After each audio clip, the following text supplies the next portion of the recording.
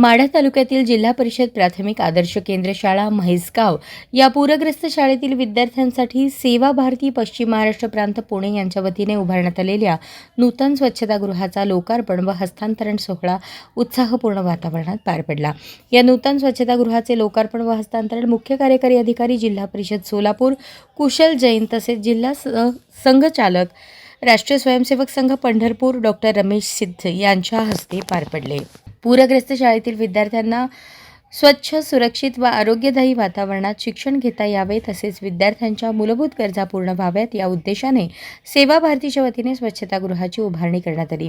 कार्यक्रमाच्या प्रारंभी जिल्हा परिषदेतील विद्यार्थिनींनी सादर केलेल्या सुरेल स्वागत गीताने मान्यवरांचे स्वागत करण्यात आले।